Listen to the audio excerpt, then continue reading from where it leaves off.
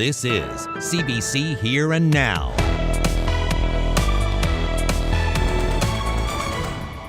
It's colder, and that means high-end jackets like this are now hot commodities. But thieves are also taking notice.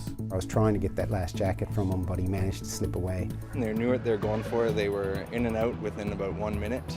We'll have that not-so-warm story coming up. Title here, entitlements. This is what this sounds like. It comes across to the common person in Newfoundland and Labrador as elitism. Memorial University is under fire tonight for spending tens of thousands of dollars to hold meetings at this luxury hotel on Fogo Island. This is not your parents' library. We gave you a peek inside last night. Today, the general public got to see the new CBS library for themselves. We'll get their reviews. Good evening and welcome to Here and Now.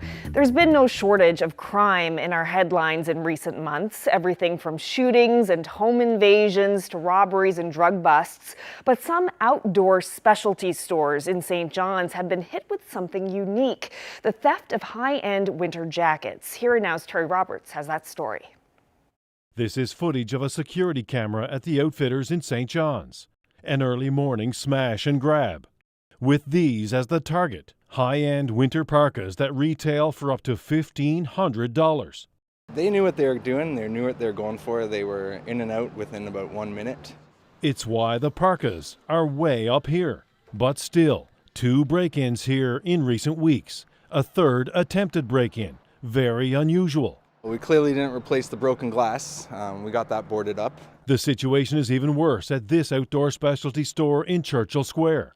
It began with 2 break-ins in early December, the first in more than 2 decades. Windows shattered, parkas plundered, and since then, 6 break-ins altogether at Alpine Country Lodge. And that's not all. At noon on a busy Christmas Eve, a man walked in. He told me he was going to take 5 or 6 Canada Goose jackets, and I said, well, no, you're not. And then he proceeded to take the jackets. The 2 owners confronted the thief. There was pushing and shoving. They managed to snatch 4 jackets away from the man. I was trying to get that last jacket from him, but he managed to slip away. Then on Christmas night, Brad Squires received a call from a police officer. Another break-in. This was a substantial break-in where they took the whole front of the store out, pretty much.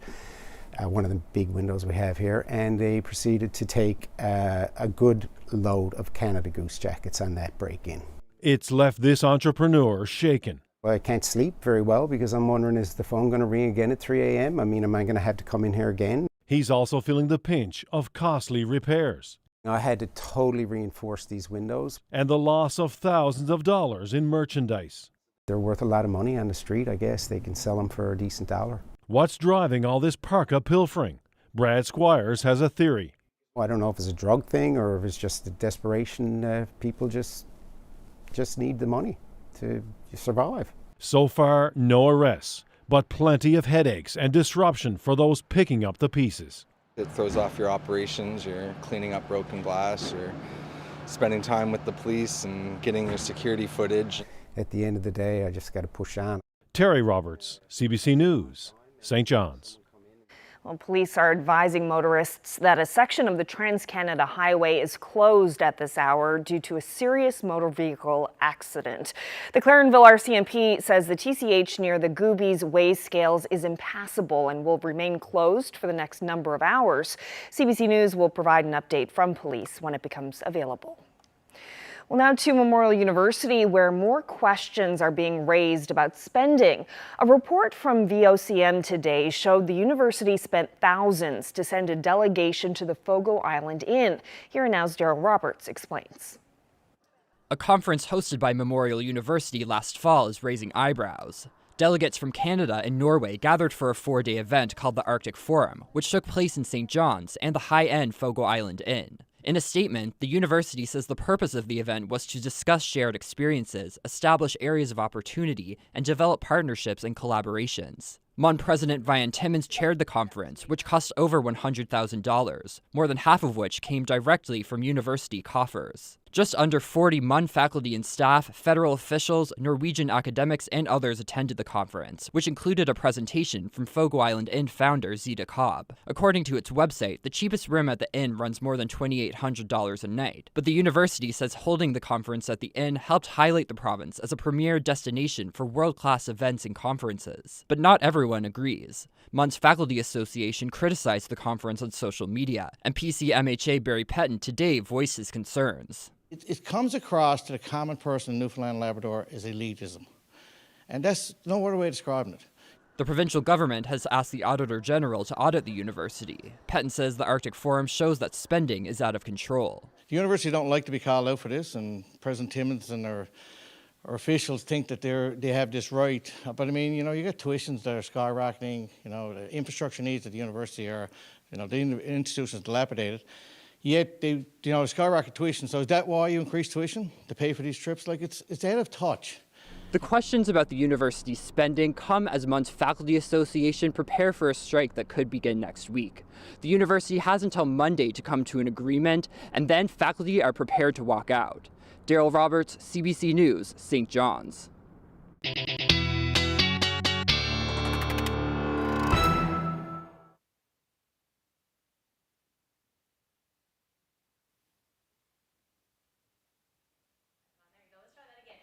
It's really starting to get windy on the west coast, especially since this afternoon. We've got a mess of a system moving in, already seeing lots of snow associated with that, and that has changed over to rain for the southwestern portion of the island. Here's a bigger look at that system. It's got a cold front associated with it as well, and that is going to head our way over the next couple of hours. Lots of cold air in behind that as well, but this area of low pressure really sparking a lot of warnings. Wind warnings right across the island all the way up through to Cartwright.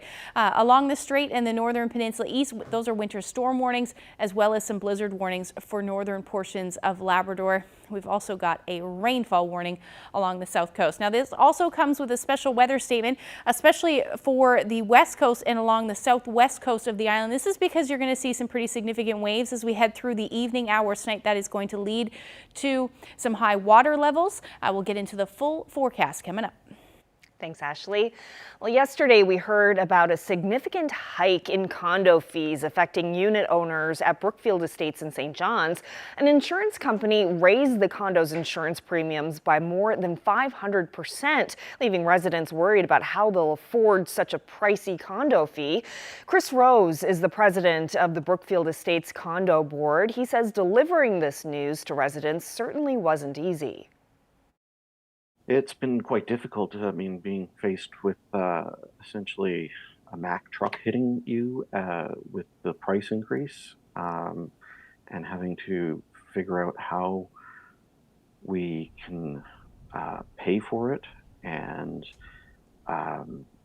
knowing that the budget isn't there in our existing finances to pay for it. And then how to present this to owners. It's extremely difficult. One of the brokers I spoke with said, "I do not wish to be in your shoes," and that's exactly what occurred Tuesday evening. So it's definitely not an easy situation. Meanwhile, another condo in the St. John's area addressed the issue by changing from a condominium corporation to a homeowners association. Rose says that's one of the options his board is considering. Well, the cost of all fuels rose overnight. The cost of gas is creeping back up and is now 5 cents more than it was yesterday. For people living on the Avalon Peninsula, the maximum cost is now $1.73 a litre. Furnace oil, stove oil, and propane are all more expensive, from 2 to 8 cents a litre. The Atlantic Minerals Quarry in western Newfoundland is being sold. The operation spans 2,900 acres of land and has an additional 13,000 acres of licensed claims on the Port-au-Port Peninsula. Ownership of Atlantic Minerals, a subsidiary of the Newfoundland Cement Company, is being transferred to Cemex USA, a global construction materials company.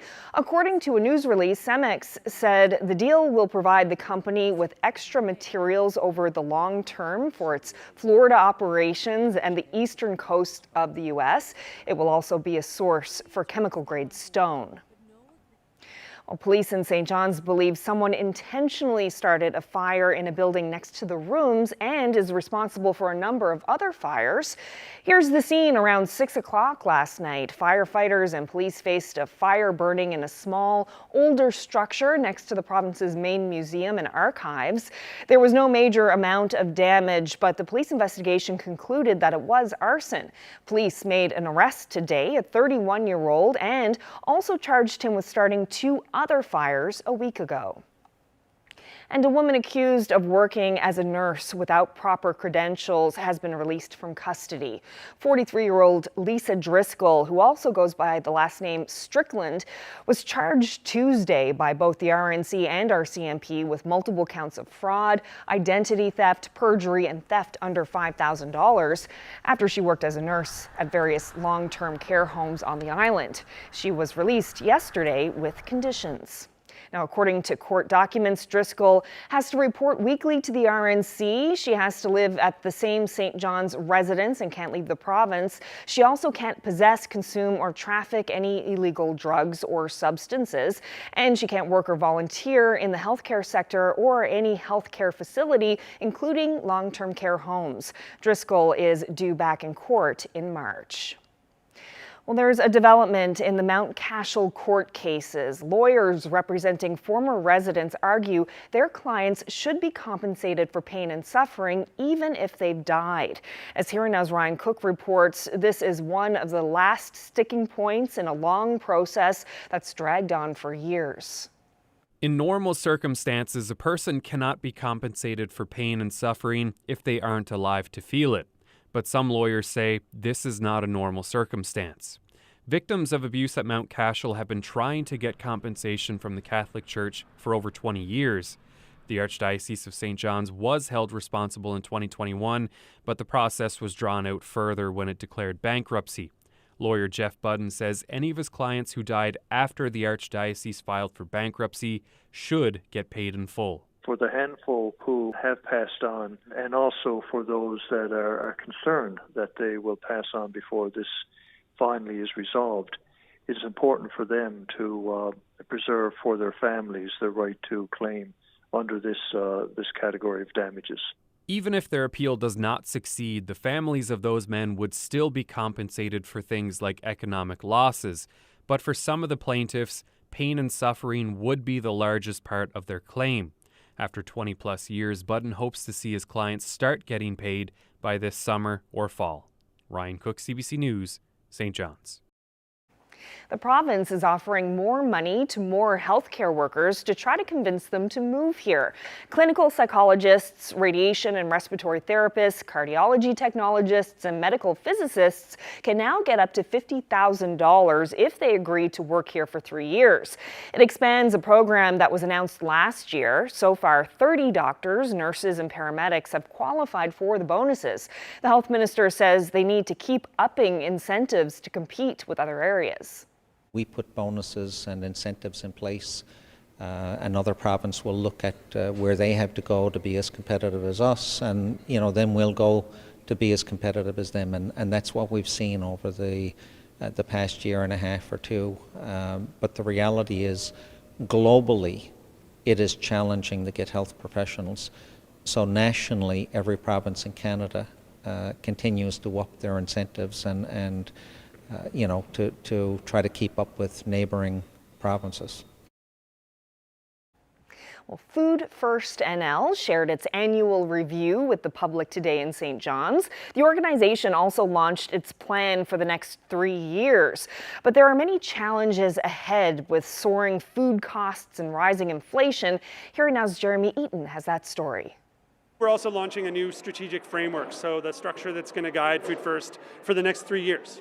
As part of that, a new vision and mission and some goals they'd like to achieve to make it all happen. Our new vision is a Newfoundland and Labrador where everyone can eat with dignity and joy.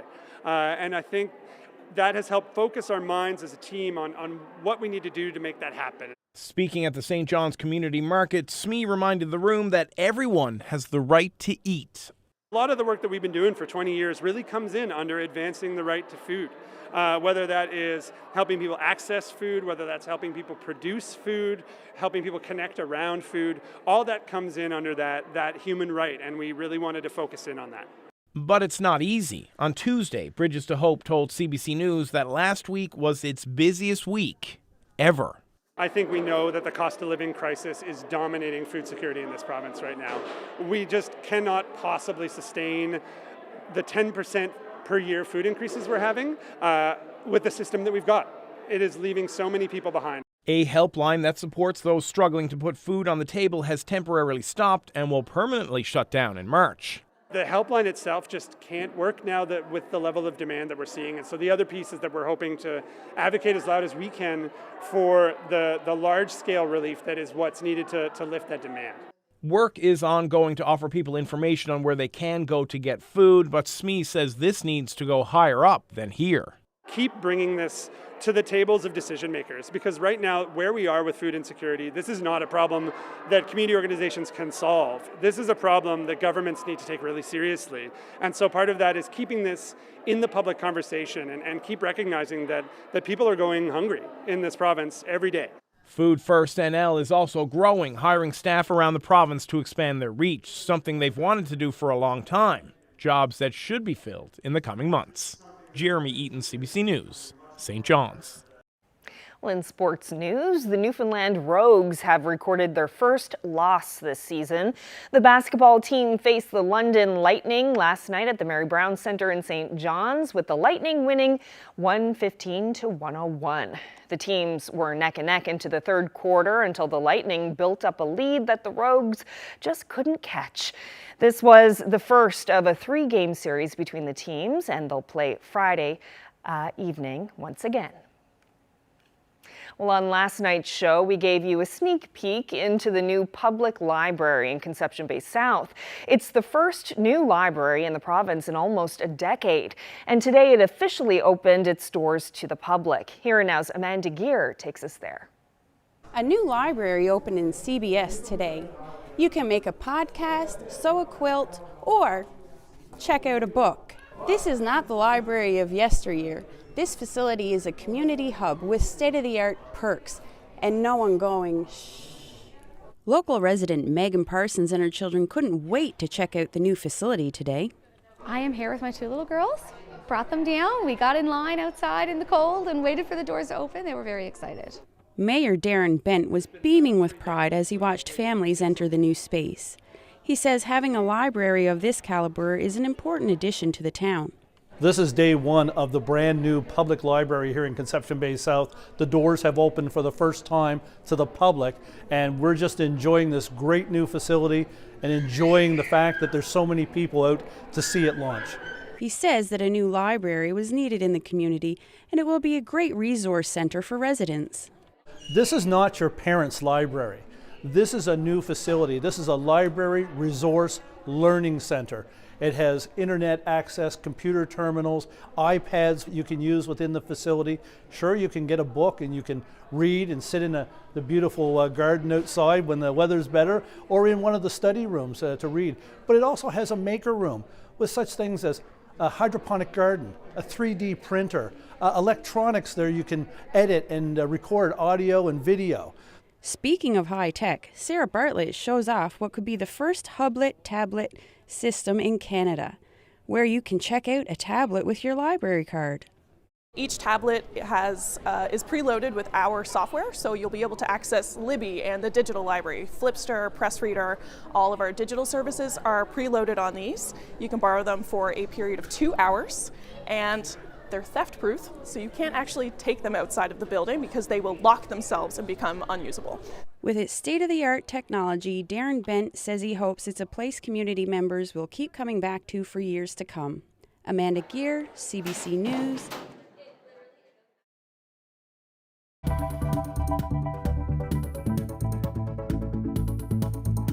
Well, the province is trying to figure out how the Trans-Labrador Highway should be extended to pave the way for easier travel to some of the province's most northern communities. That story is next. We're also going to talk about the weather for the evening. Very windy and messy for a good chunk of the island. I'll get into the details coming up. Snapping that perfect shot. We're looking into the world of photography tonight and putting the focus on the people who are behind the camera lens.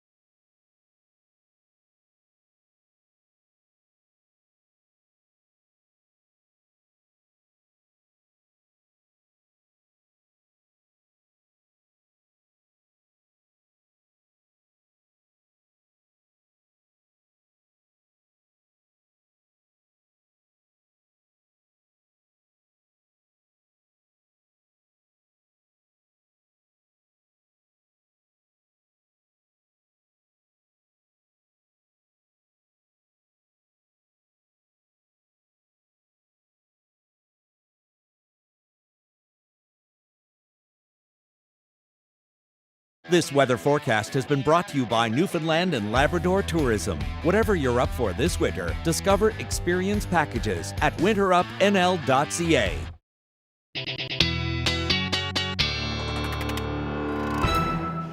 Time for a look at the weather, and it feels like we have like a bit of topsy-turvy kind of weather going on. It started off cold, and the temperature is just going to keep going up and up and up, even overnight? Even overnight, yeah. We've got some mild air moving in, which is going to change all of the precipitation over to rain if you are currently seeing some snow. So let's just take a look at the difference in temperatures from yesterday. Look at that, 11 degrees warmer than it was this time yesterday in Corner Brook and Stephenville.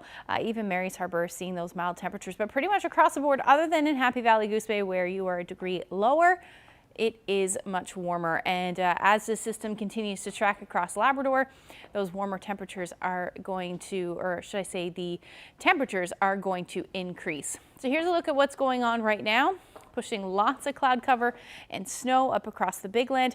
And then we've got that snow moving its way towards the northern peninsula, and we'll eventually head a little bit further east as well. Not much further than this.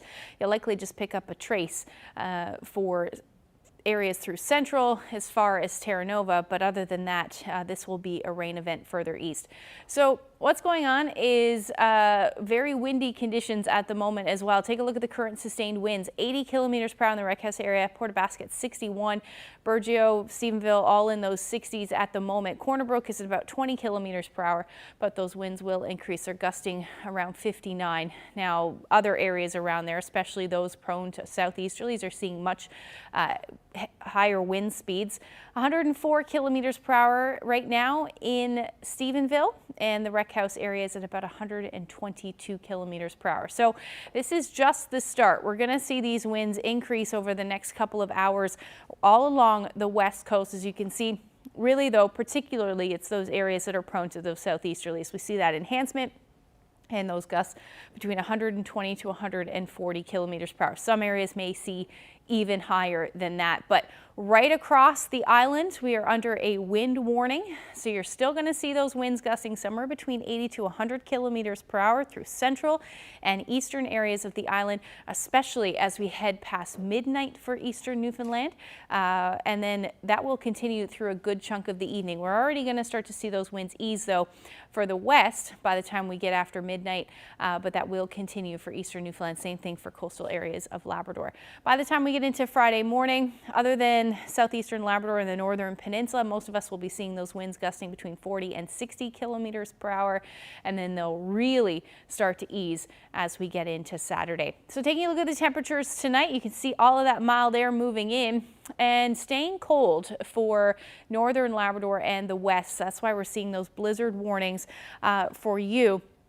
And as far as the snowfall is concerned, we're already starting to see that. But if I zoom in a little bit, you can already see the rain on the west coast, southwest coast, and along the south coast.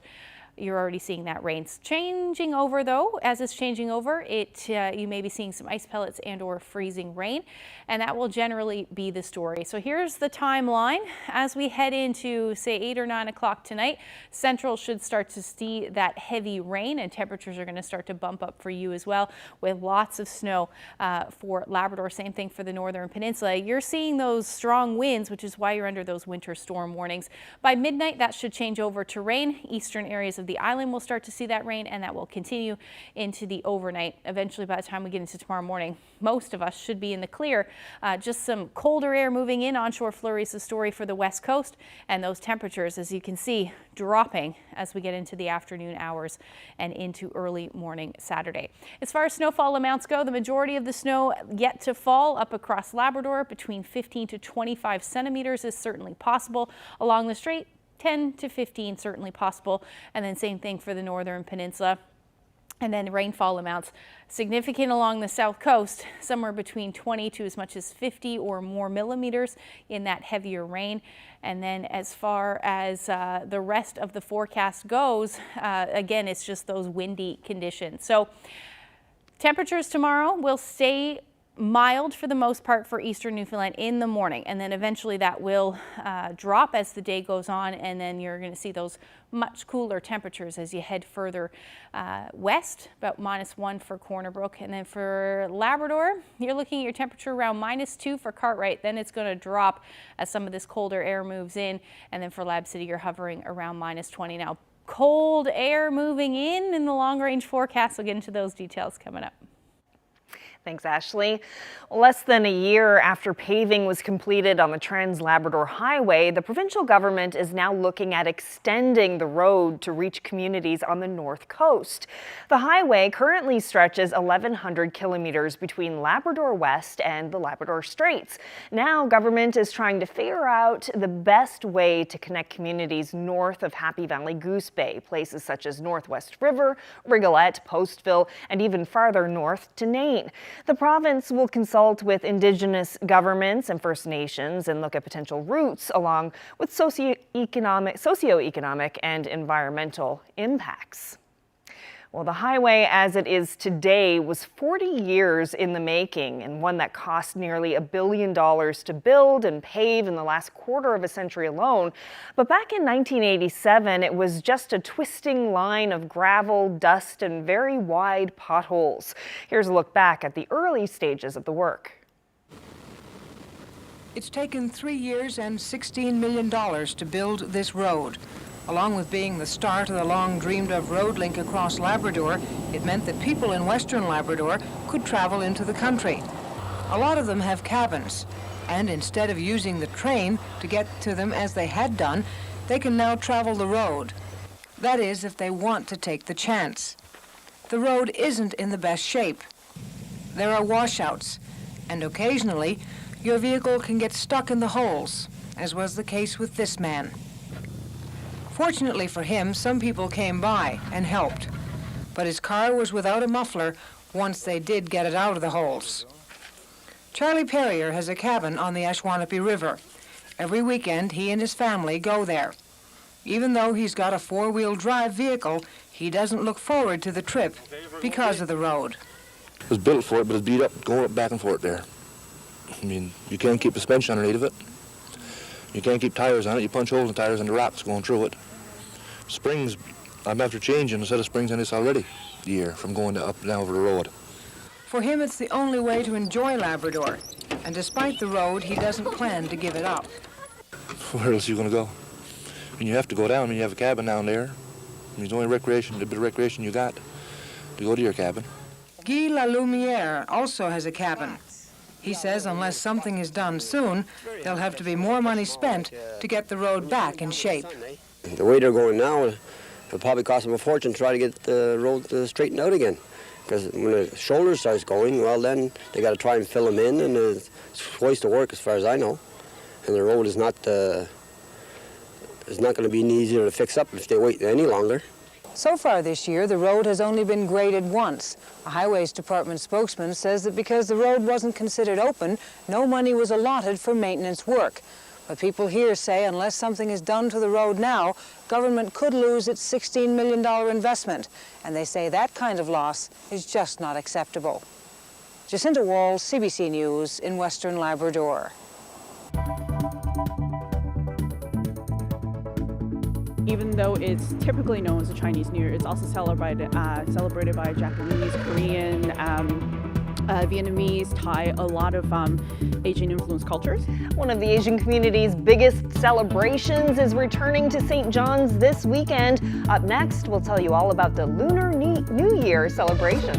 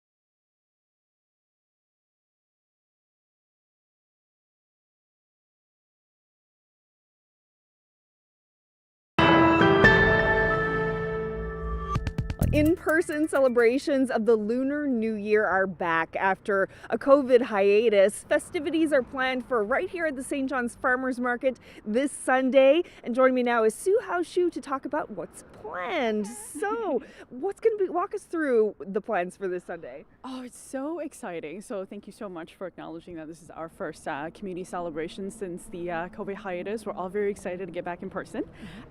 So unlike our previous years where we've kind of kept events within our community, we decided to open it up to community at large. We tried a new venue for something more accessible, an open, well-known location, easily reached by many folks in the community. And we wanted to kind of extend an invitation to other people in the Asian diaspora who also celebrate the Lunar New Year. So even though it's typically known as the Chinese New Year, it's also celebrated by Japanese, Korean, Vietnamese, Thai, a lot of Asian influenced cultures. So we're hoping to see familiar and new faces at our event. So everyone's welcome. Oh, absolutely. And so we have a lot of performances actually from very talented community members planned. I mean, the ever popular lion dance is back. I'm so excited about it. So lion dance is traditionally performed during New Year's to kind of help ward off and push away an old year and any bad luck previously. So you have very energetic, very rhythmic drums, gongs, and cymbals, and these are all performances done by a brand new young team. They're very excited to present to the public. So you've got choreograph two people in a lion costume that go around and greet everybody and maybe perform some acrobatics. And I think some classical music connoisseurs have actually already seen them in action at the NSO Sinfonia, where another performer, Dr. Jing Xia, had actually debuted a guzheng concerto, and she will actually be here with her band as well. And then we have children's choir and some Tai Chi demonstration. And we also have some crafting stations. Everything is family friendly, meant to kind of get young and old, come out and celebrate. And of course, you can't have Lunar New Year without food. Of course. Yeah. So Zoe and her team at Longhua Restaurant is going to be here with a top secret menu. I heard a little bit about it. I'm salivating just thinking about it. But there's going to be, savory, sweet, and just even a little bit of spicy. So it's going to be very exciting. Yeah, lots to see and eat. And Lunar New Year began last Sunday, but the celebration is this Sunday. That is correct. So Lunar New Year is actually a 15-day celebration. So this year, the first year was on January the 22nd. So you count 15 days out. And Lunar New Year typically starts with a celebration within your core family. And then each day of the 15, you expand that into other aspects of your life. So there's days for your extended family, there's days for the grandparents, for your friends, for your neighbors, for your co-workers, until you everything culminate on the Lantern Festival, where you give thanks to your ancestors for the blessings that will give you. And we light lanterns and eat tangyuan, which are little rice balls, as desserts. And we finish off that New Year celebration and go forth. How many people are you expecting here this weekend? We're hoping for between 200 to 300. And if there's more folks coming, thankfully the farmers market got lots of capacity to accommodate us. And we have this planned as sort of like a carnival sort of festival kind of feel to it. So you're not restricted to any one space. You can get up and mill about, and you can interact with each other, and that's sort of the feel that we want to go for. That this is not a sit down and eat. This is a come out and mingle and celebrate with us as we bring in the new year. What does it mean to have this celebration back so that people can get together to celebrate? A lot of complicated feelings, right? Because obviously we had to stay away for safety, but now that things are hopefully come down a little bit, and we can come out and see. For a lot of us, this community that we grow up in, this cultural community is also our extended family. So, and in my culture, there's no Mr. and Mrs. Everybody's an uncle and auntie. Mm-hmm. So it's going to be so exciting, basically, to see my extended families again, and see each other's children and kind of bring greetings and just basically share in that excitement of a new year again. And what are the details on Sunday? So the event is from 2 to 4 p.m. here at the farmers market. It is free admission, so the only thing you have to pay for is the snack foods for purchase. So bring a little bit of cash, because you're not going to want to miss Zoe's food. And like I said, it's got performances and it's got crafting stations, so all supplies are prepared. So you just basically bring yourselves in and be prepared to be amazed, and be prepared to be excited, be happy, and be mesmerized. Sounds amazing. Sue Shu, thank you so much. Thank you for having me.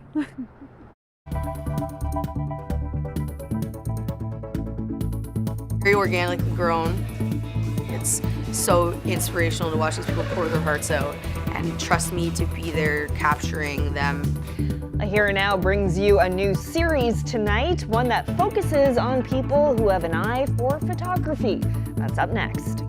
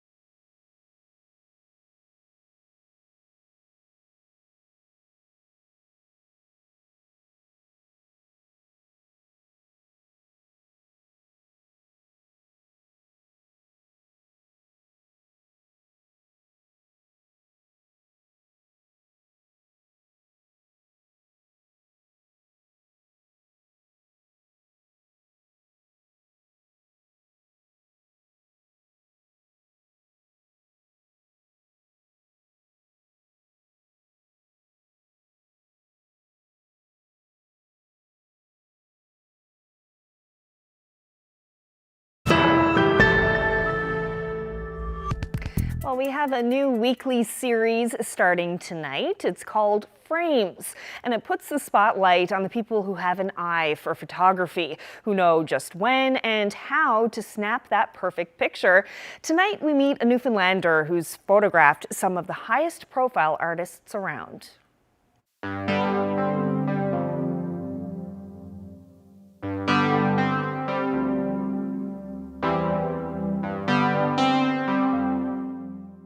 Hey, my name is Sandra Lee. I grew up in Dildo, Newfoundland, and I'm a professional photographer.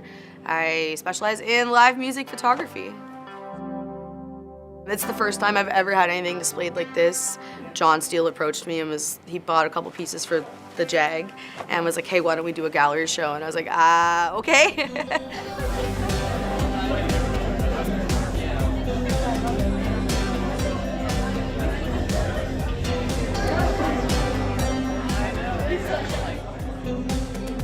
I fell in love with old school rock and roll photography. One of my favorite photographers was Jim Marshall. It's just raw, it's real. I find black and white it makes you focus on a little bit more. It draws your attention into what's happening and you can kind of capture the emotions a little bit more. So I shoot in color, and then the post-production is black and white, where it's a little bit deeper in the contrast, and I try to make it look as if it was shot on film, because I love shooting film still to this day. I was going to local shows at the Blue Whale in South Dildo and going over to Shearstown Lions Club and going to see local bands play, and I had a little like Kodak point and shoot and would always bring that camera with me and just take some pictures of the local bands that were there. Actually, I think I was still in school. I started working with the Herald doing freelancing. First concert I ever shot was Blue Rodeo, then the Backstreet Boys, and then I started working with Rex Gowdy and doing a lot of his stuff, so it kind of just built itself up from there.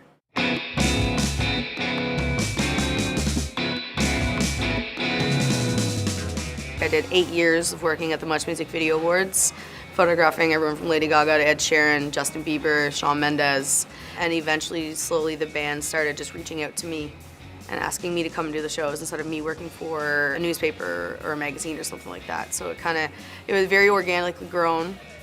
It's so inspirational to watch these people pour their hearts out and trust me to be there capturing them.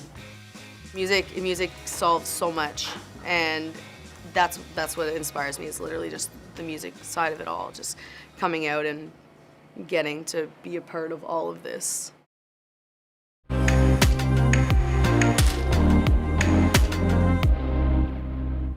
Well, a new travel health clinic has opened in Charlottetown. It's for people to get vaccinations required for travel.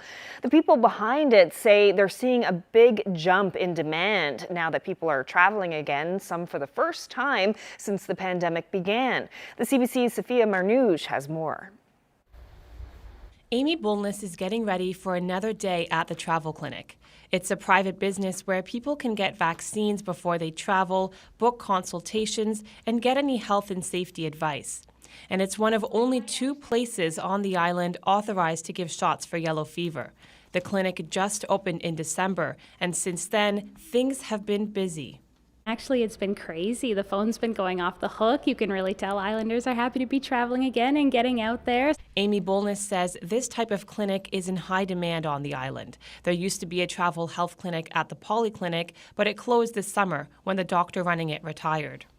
So there was this kind of gap in people looking to get travel advice and looking to get these travel vaccines and not being able to find a place to do it.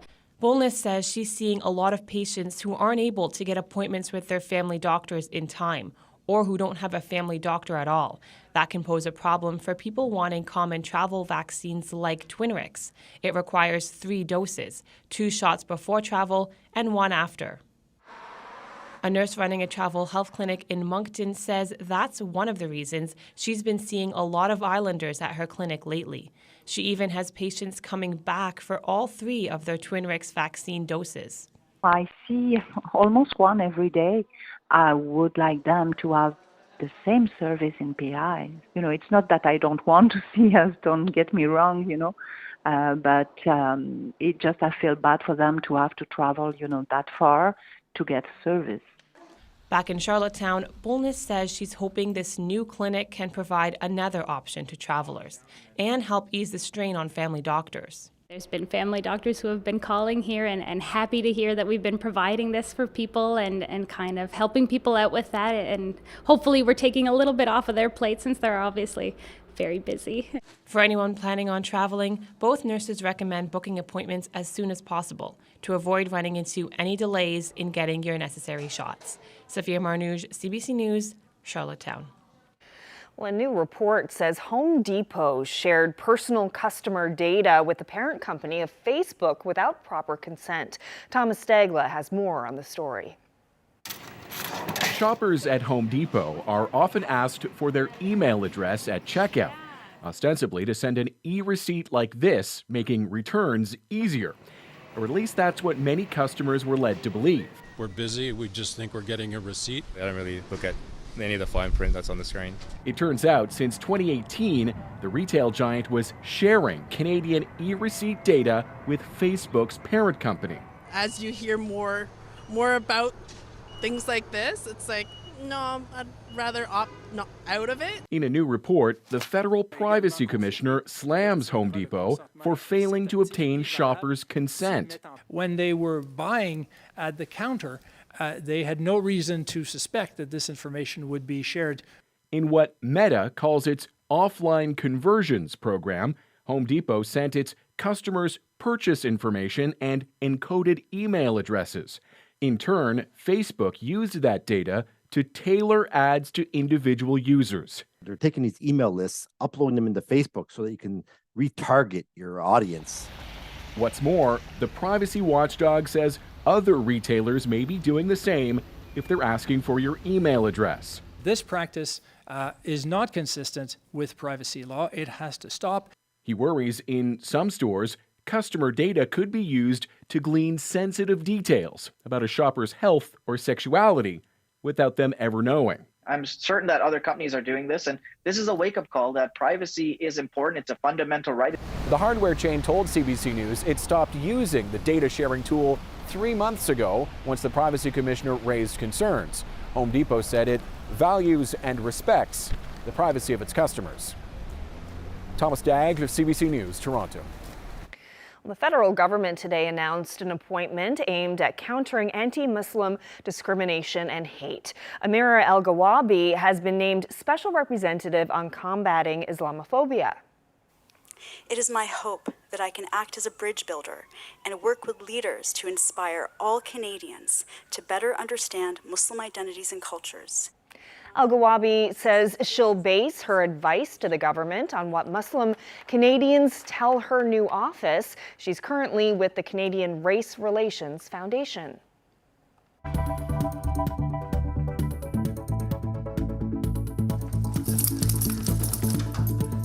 Beacon, sit. Meet Beacon, the newest member of the police force in Saanich, BC. He's an operational stress intervention dog, trained to sense anxiety in staff and comfort victims of crime. And he's already a favorite at the station, no surprise there. We'll be right back.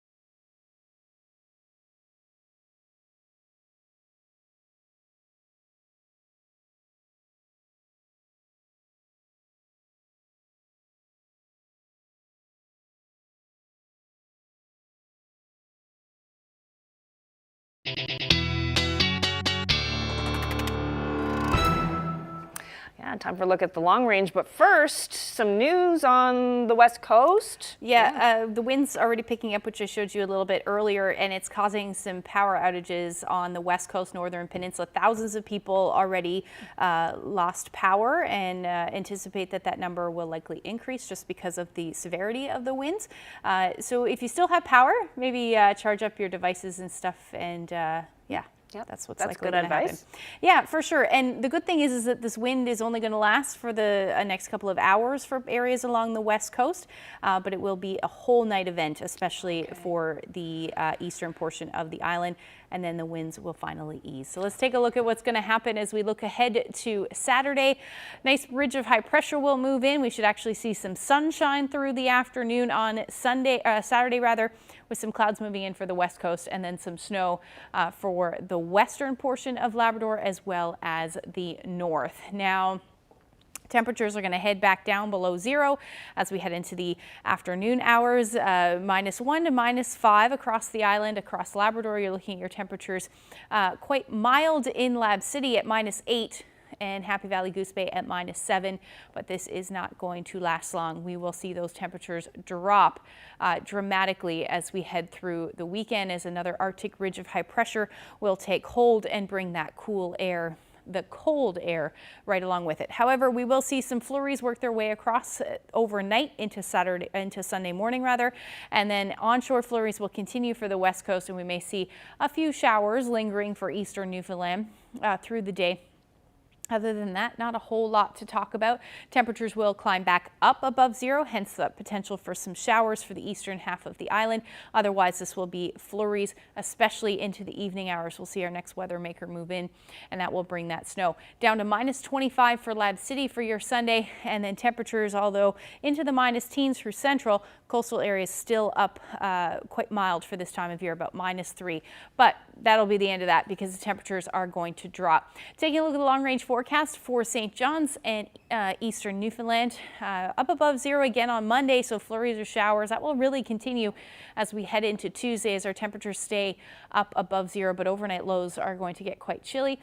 For central Newfoundland, between 0 and 3 degrees for the beginning of next week, and overnight lows dipping into the minus teens by the time we get into Tuesday, and then a similar forecast for western Newfoundland, as you see some flurries rather through Monday and Tuesday. Now, as far as eastern Labrador is concerned, there's that drop in temperatures. Look at your overnight lows into the -30s, and really a beautiful but cold stretch of weather Sunday, Monday, and Tuesday for western Labrador, as your temperatures in the evening and overnight drop to the -40s. Now, this is a cold looking shot. This was from earlier this weekend, on Monday, after we saw that snow there, but a colorful morning in St. John's, and Rob shared that great shot with us. If you have any, send them to my Facebook page, Twitter, or email them to nlphotos@cbc.ca. That's an interesting angle that I've never seen before. It sure is. All right, that's it for us this evening. Thank you so much for joining us. Good night.